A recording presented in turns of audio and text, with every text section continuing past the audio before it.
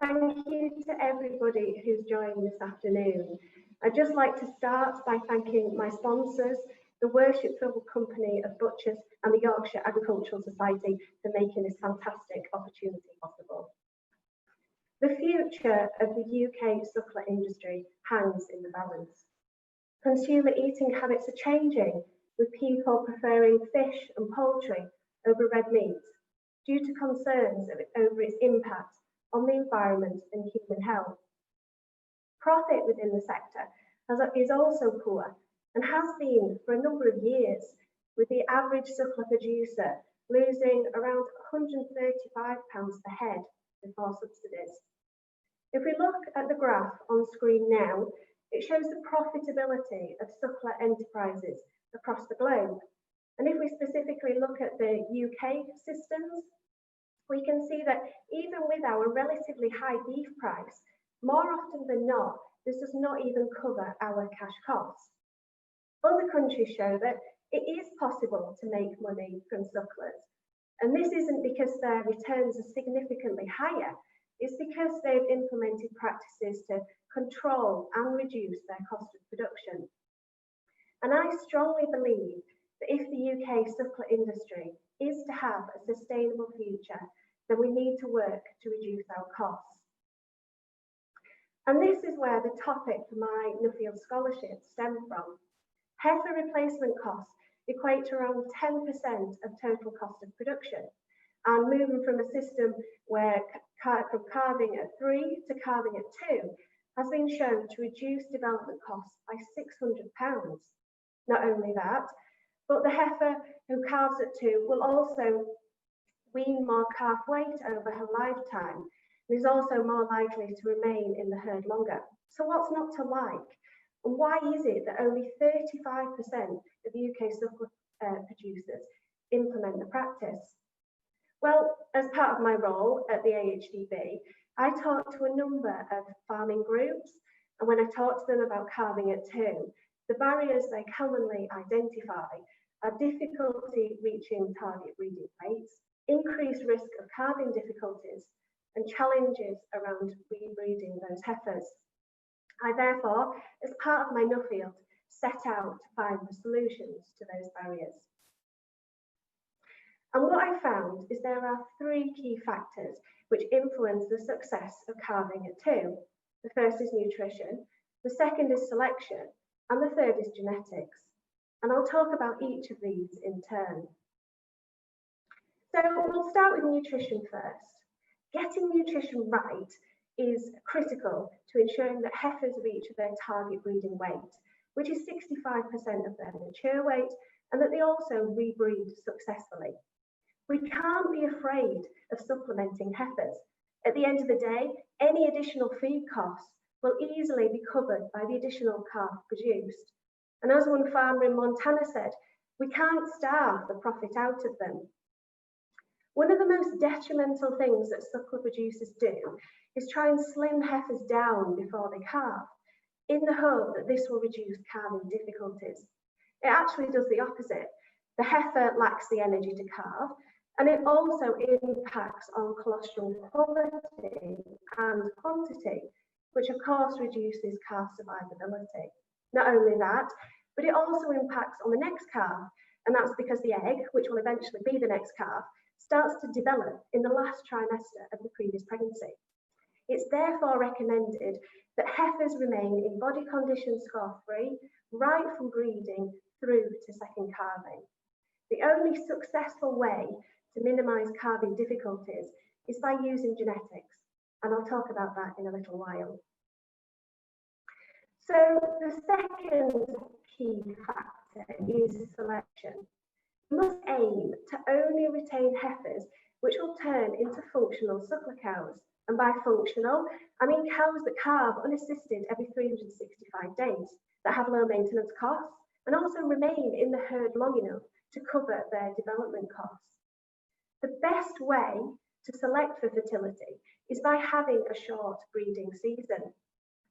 As part of my Nuffield, I travelled to Australia, the US, and Canada, and most of those herds were operating with a 60-day breeding period. anything not in calf after that time was culled. Heifers were also dismissed on their mother's performance, including udder score, temperament, and calving ability. One producer I visited in Nebraska would, if a cow had a difficult calving and that calf was a heifer calf, that calf would have a red ear tag put in it at birth. You would then know that he wouldn't retain that heifer as a replacement. Another producer whose selection criteria really stood out was Dan Kelly in Nebraska, and his heifers are shown on screen now. So he would AI all 500 of his heifers to one service. Anything not in calf after that time would be culled. And Dan had worked out that he was much better doing that than he was persevering to try and get that heifer in calf to sell her later on in the year. And this really highlights the benefits of knowing your costs. The last key factor, and probably most important, is genetics. I strongly believe there needs to be a step change in our breeding policies. For many years, we've selected for terminal traits, including growth rates and carcass traits, and that's resulted in the production of big cows which cost a lot to feed.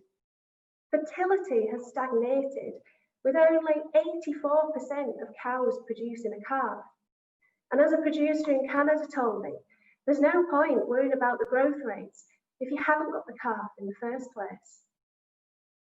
Maternal traits are worth 5 times that of terminal traits to the suckler producer. So why is it that when you go to the bull sales, it's never the bulls with the best maternal traits which make the top prices? When we're selecting bulls to use to breed heifer replacements, we need to be looking for traits including calving ease daughters, age at first calving, scrotal circumference, mature size, and milk. So what can we do to ensure breeding policies change? Well, estimating breeding values, or EBVs, are supposed to be the tool to help producers make better breeding decisions. However, it's my view that the system is flawed.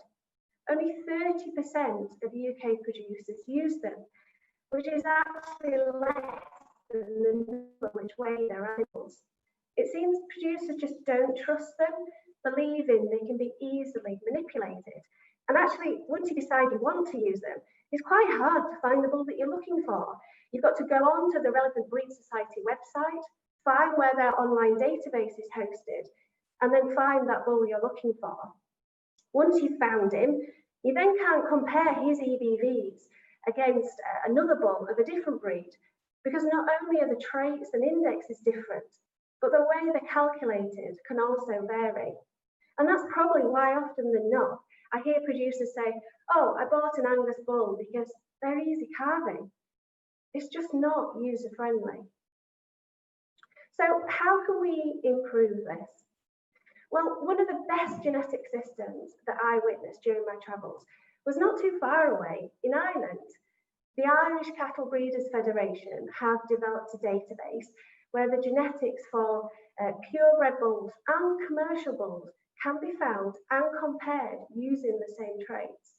Not only that, but females can also be compared, and you can compare the genetic merit of a dairy cross beef heifer against a purebred beef heifer.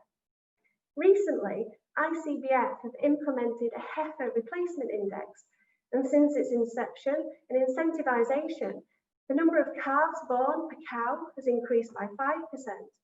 The number of heifers calving at 2 has increased by 23%, and the calving interval has reduced by 10 days. And guess what? No detrimental impact on carcass traits. However, even if this, to create and implement this new genetic system, it needs everybody within the industry to work together. And that includes breed societies, pedigree breeders, and commercial producers. It also requires an organisation to lead this work, who would need to be independent and able to leverage the funds required. The Livestock Improvement Programme provides a great platform for this system to be developed, allowing data from different systems to be linked. This inevitably will increase the accuracy of EBVs, leading to greater trust in the system. However, even if a new genetic system was implemented, producers still need the drive to use this information. And that drive will only come from producers knowing their costs and understanding the impact of different management practices. As one producer said to me in Australia, people can come up with all the excuses why not to do something, but calving at 2 makes much more business sense. Every producer I visited in Australia, Canada, and America knew how much their cows were costing them, and were using genetics to breed cows that would thrive in a lower cost system. Calving at 2 has been commonplace since the 1970s, and that's simply because if the heifer didn't, then she wouldn't be retained. Therefore, I challenge the suckler producers listening to me this afternoon. Your heifers can't calve at 2. Why do you have them? Thank you very much.